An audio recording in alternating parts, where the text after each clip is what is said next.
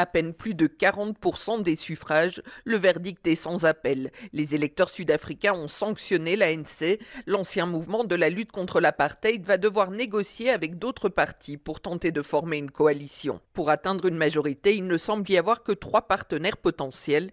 Tout d'abord, l'Alliance démocratique, le premier parti d'opposition qui a récolté 21% des suffrages. C'est un parti de centre-droit qui prône une meilleure gouvernance et la lutte contre la corruption. Mais c'est aussi un parti perçu par beaucoup comme défendant surtout les intérêts de la minorité blanche, et ses politiques économiques libérales sont sur pas mal de points très éloignées de celles de l'ANC, estime la sociologue et analyste politique Tessa Doom.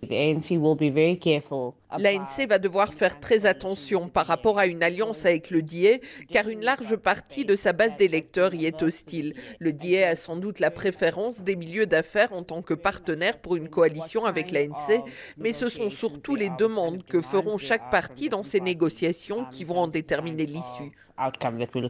Par ailleurs, de l'autre côté de l'échiquier politique se trouve le Parti des combattants pour la liberté économique, l'IFF, de Julius Malema, 9,5%, et le MK de l'ancien président Jacob Zuma, qui à près de 15% devient la 3e formation politique du pays.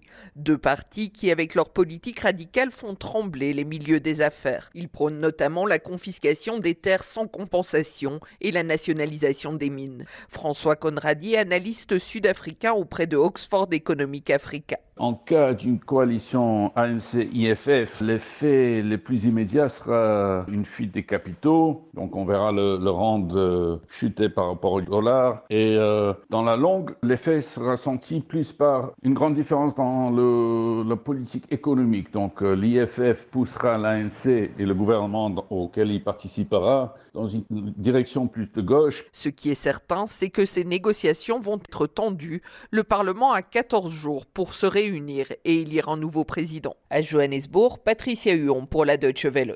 Politique et diplomatie encore avec un 6e cycle de négociations entre le Kenya et les États-Unis qui débute ce matin. Négociations en vue d'un accord commercial entre les deux pays. 2 pays qui sont déjà beaucoup rapprochés ces derniers mois. Il y a 10 jours encore, William Ruto était en visite d'État aux États-Unis. Joe Biden avait alors élevé le Kenya au rang d'allié majeur non membre de l'OTAN. Un statut qui ouvre la porte à des avantages militaires et économiques. Vous écoutez la DW.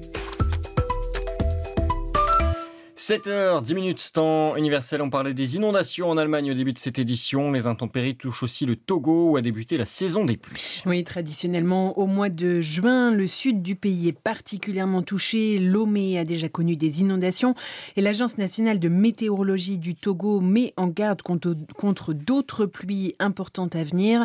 Un numéro vert est en place. Vous pouvez appeler sur place le 170, numéro gratuit, quel que soit votre opérateur. Et il vous permet de prévenir les secours des zones d'urgence. Et comme si cela ne suffisait pas, le Togo manque aussi d'électricité et cela depuis plusieurs semaines. Tout le pays est concerné, un problème qui revient chaque année. Mais Noël Tadénion a rencontré des habitants qui cette fois n'en peuvent plus de ces soucis récurrents. Les coupures de courant nous dérangent beaucoup. Chaque jour, ils coupent le courant, ce qui fait que nos activités ne marchent plus. Bernadette Djobour est vendeuse de produits congelés et son commerce est bien entendu menacé par les coupures régulières d'électricité. La plupart des commerçants ou des particuliers n'ont pas les moyens de se procurer un groupe électrogène et de financer le carburant nécessaire à son fonctionnement. Même les panneaux solaires sont encore réservés à une minorité. Or, les coupures laissent des quartiers entiers dans le noir pendant des heures. Ils coupent parfois le matin pour remettre ça le soir. C'est difficile. Vous savez, d'abord vous perdez les clients. Secondo, vos affaires baissent. Les délestages perturbent donc beaucoup les activités commerciales, mais aussi la qualité de vie. Jean-Marie Nam possède une boutique d'impression et de mise en page de documents à Lomé. Nous vivons difficilement les délestages. Vous savez, quand il y a des coupures, ça dérange. Ça ne nous met pas à l'aise, surtout que c'est une période de chaleur. Le souhait du Togolais, c'est d'être dans de bonnes conditions. Et voilà, nous vivons ce délestage et ça nous pose énormément de problèmes. Les coupures d'électricité ne sont pas nouvelles à Lomé ou ailleurs dans le pays. Pourtant, Mila Aziablé, la ministre togolaise de l'énergie, assure que cette fois, elles sont dues à une situation exceptionnelle. Des travaux d'envergure sur les infrastructures de transport de gaz au Nigeria ont accentué le déficit de production de gaz. Cela a malheureusement eu des répercussions sur sa production nationale d'électricité. Et la conséquence est sans équivoque. Moins de gaz et moins d'électricité pour les 4 pays. Ces pays sont le Nigeria, le Bénin, le Togo et le Ghana. Les Togolais espèrent que des solutions seront rapidement trouvées, mais les autorités n'ont annoncé pour l'instant aucune mesure précise, à part un plan de rationnement par zone. Noël Tadegno à Lomé, pour la Deutsche Welle.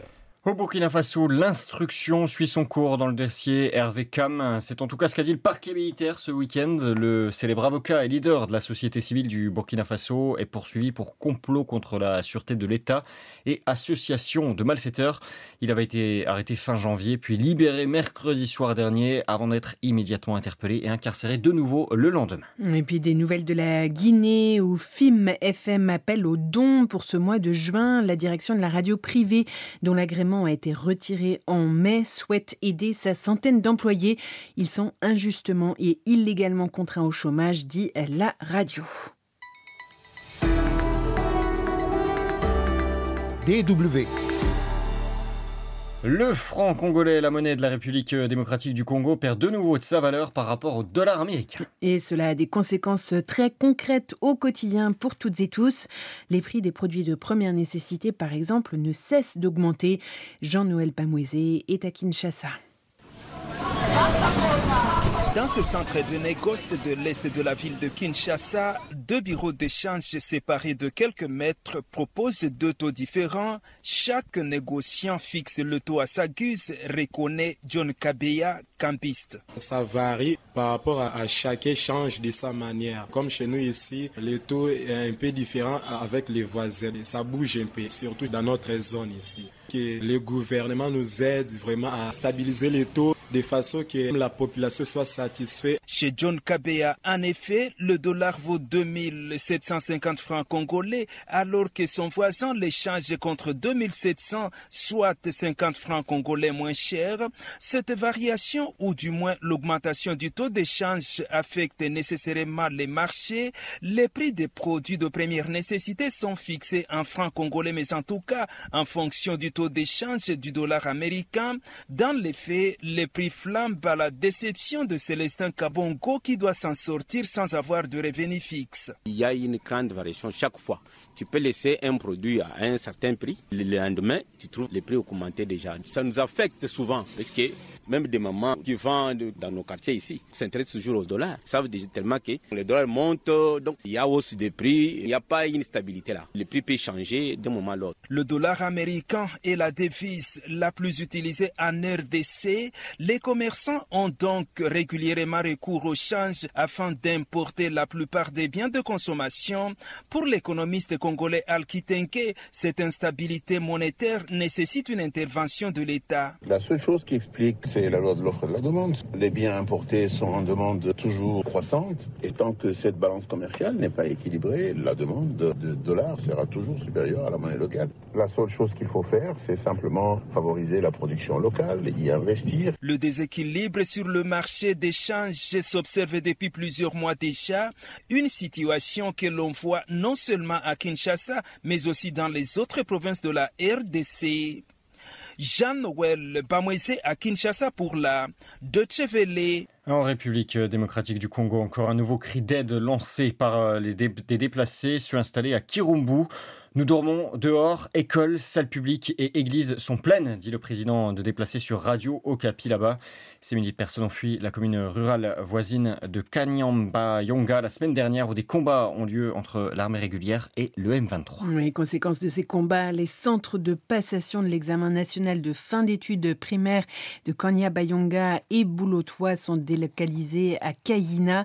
Une décision prise il y a 48 heures par les autorités.